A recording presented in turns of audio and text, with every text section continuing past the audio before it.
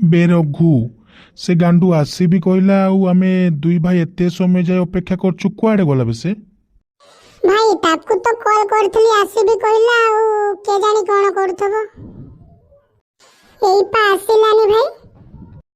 ବେ ଗାଣ୍ଡୁ ଜଲ୍ଦି ଆସିବି କହିଲୁ ଆଉ ଏତେ ସମୟ ଯାଏ କ'ଣ କରୁଥିଲୁ ବେ?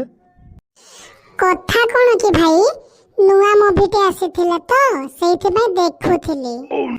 ହଁ ଶଳା ମୁଁ ଜାଣିଛି ତୁ କୋଉ ପ୍ରକାରର ମୁଭି ଦେଖିଥିବୁ। ଯୋଉ କ'ଣ କୁହନ୍ତି ଇୟାନା ଜିୟାନା ଗି ନାଇଁ କ'ଣ କୁହନ୍ତି?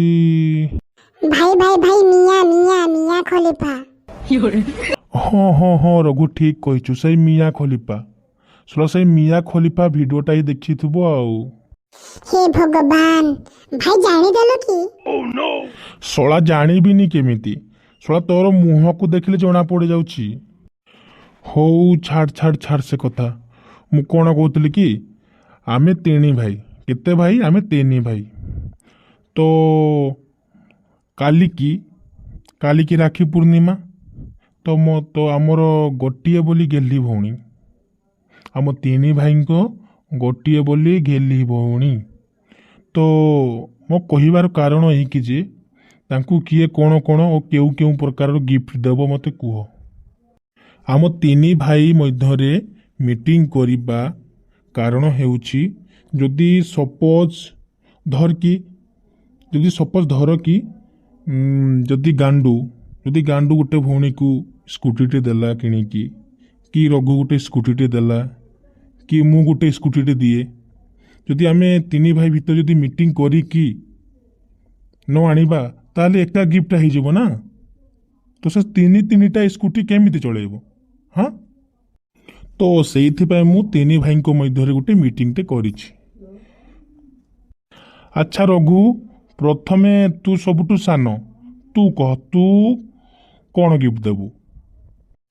ଦେଖ ଭାଇ, ତମେ ତ ଦୁଇ ଭାଇ ବାହାରେ ଜବ୍ କରୁଛ, ମୋର ତ କିଛି କାମ ଧନ୍ଦା ନାହିଁ, ମୁଁ ଗାଁରେ ହିଁ ରହୁଛି।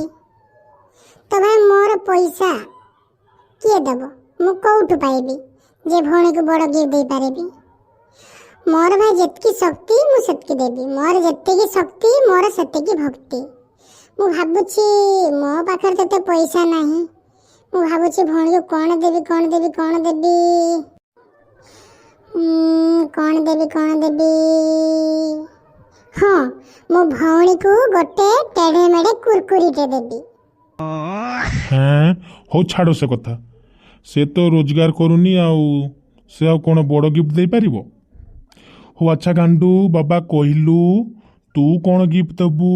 ତୁ ତ ବାହାରେ ଜବ୍ କରୁଛୁ ନା, ତ ତୋ ପାଖରେ ତ ବହୁତ ଟଙ୍କା ଅଛି, ବହୁତ ପଇସା ବହୁତ ଟଙ୍କା ଥିବ। ତୁ କ'ଣ ଗିଫ୍ଟ ଦେବୁ କହିଲୁ ବାପା ଗାଣ୍ଡୁ? ମୁଁ ଆଉ କ'ଣ ଗିଫ୍ଟ ଦେବି ଭାଇ? ଭାଇ ମୋ ପାଖରେ ବହୁତ ଟଙ୍କା ପଇସା ଥିଲା ଯେ କିନ୍ତୁ ଖର୍ଚ୍ଚ ହେଇଗଲା ଭାଇ। କ'ଣ ଏତେ ଖର୍ଚ୍ଚ କରିଦେଲୁ? ମାନେ କ'ଣ ଏ ଟ୍ରେନ୍ କିଣିଲୁ ନା ଏରୋପ୍ଲେନ୍ କିଣିଲୁ ବେ? ଏତେ ଖର୍ଚ୍ଚ କରିଦେଲୁ? କ'ଣ ଯା କରିବି ଭାଇ, ୟଙ୍ଗ ପିଲା ତ ଜାଣିଛ ଆଉ। କ'ଣ ଆଉ କହିବି ଭାଇ, ୟଙ୍ଗ ପିଲା ତ ଜାଣିଛ ଭାଇ, ଖର୍ଚ୍ଚ ତ ନିହାତି ହେବ ନା। କ'ଣ ୟଙ୍ଗ ମାନେ କ'ଣ ଏତେ ଟଙ୍କା ଖର୍ଚ୍ଚ କରିବୁ?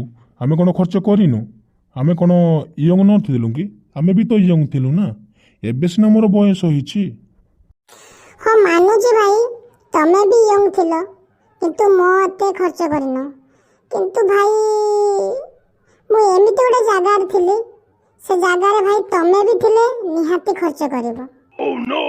ଏମିତି କୋଉ ଜାଗାରେ ଥିଲୁ ଯେ ଏତେ ଟଙ୍କା ଖର୍ଚ୍ଚ କରିଦେଲୁ? ନା ଭାଇ କହିବିନି ଭାଇ, ଲାଜ ମାଡୁଛି।